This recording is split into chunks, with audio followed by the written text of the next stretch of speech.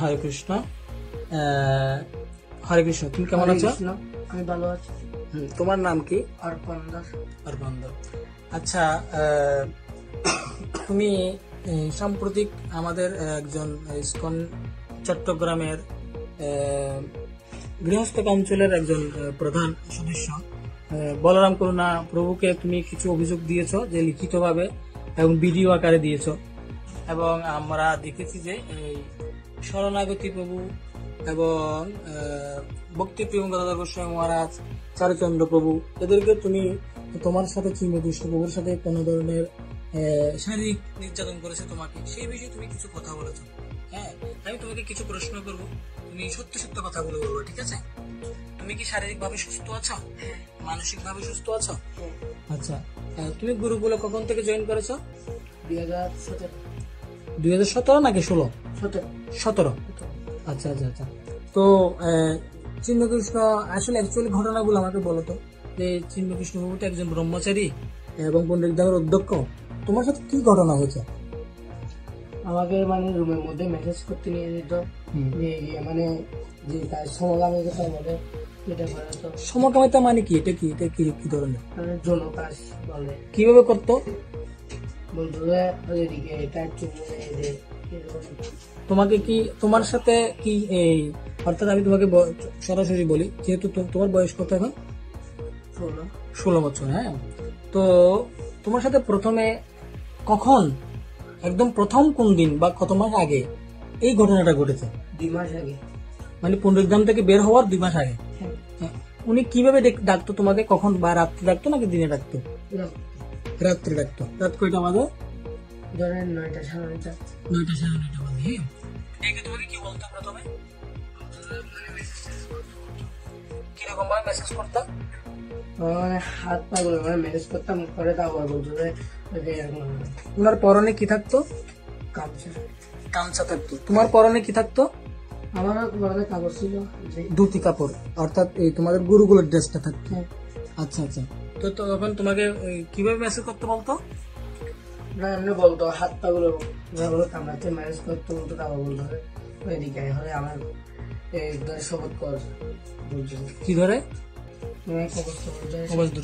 কি বলতো? শপথ করে কি বলতো? তুই আমার সাথে এগুলো করতে হতো, এগুলো কাউকে বলবি না। এগুলো মানে কোনগুলো কি করতো? মানে যে খারাপ কাজগুলো করতো সেগুলো কাউকে যেন না বলতো। আচ্ছা আচ্ছা। খারাপ কাজগুলো কি তুমি কি ওকে করতা নাকি ও তোমাকে করতো? ও আমাকে করতো। তোমাকে করতো না? মানে তোমার সাথে কতবার হয়েছে এরকম? আমার সাথে 2বার হয়েছে। 2বার হয়েছে না? আচ্ছা, যদি তোমাকে যদি উপর থেকে বলা হয় যে এই শারীরিক সম্পর্কটা করলে ডিএনএ টেস্ট দিতে হয় যা প্রমাণস্বরূপ, হ্যাঁ, তুমি কি ডিএনএ টেস্ট দিতে প্রস্তুত আছো? হ্যাঁ। আচ্ছা আচ্ছা, ঠিক আছে। আরেকটা বিষয় হচ্ছে, এখন তুমি বলবা যে এখনো তুমি কি ওকে করেছো, বা তোমার জননেন্দ্রিয়ের মধ্যে মানে অর্থাৎ ধরেছে কখনো ও? হ্যাঁ হ্যাঁ হ্যাঁ হ্যাঁ। আচ্ছা ঠিক আছে। আচ্ছা, তোমার সাথে এই যে অবৈধ কর্মগুলো ঘটেছে, তুমি কি আর স্থানীয় কোনো ভক্তদেরকে জানিয়েছো? হ্যাঁ, আমি জানিয়েছিলাম তিরুপতিকে। আচ্ছা আচ্ছা আচ্ছা, তিরুপতি প্রভুকে জানিয়েছো? অর্থাৎ তিরুপতি প্রভু তখন পুনরুদ্ধামে ছিল? ছিল। তখন তিরুপতি প্রভু কি বলেছে তোমাদেরকে? বলতে এগুলো আমি জানি না, আমি এরকম শুনি না। তারপর অনেকদিন ধরে এরকম বলতেছে উনি আমাকে বলতে সত্যি এগুলো কিভাবে জানাচ্ছে। আমি একবার মানে শিরোতার কথা বলতেছে, একটু মোটি শুনেছিলাম। আচ্ছা আচ্ছা। পরবর্তীতে তোমরা কোথায় গিয়েছো? রংপুর চলে গিয়েছো। মহারাজকে সমস্ত কিছু বলেছো? আমাকে যে কথাটা বলছো সেম কথাটা কি মহারাজকে বলেছো? হ্যাঁ। ওনারা কি কোন ধরনের চিন্ময়কৃষ্ণ প্রভুর বিরুদ্ধে স্টেপ নিবে এরকম আশ্বাস দিয়েছে তোমাকে? এরকম বলেনি, বলছো এগুলো খারাপ কথাগুলো বাদ দাও, এরকম বলছিল মহারাজ।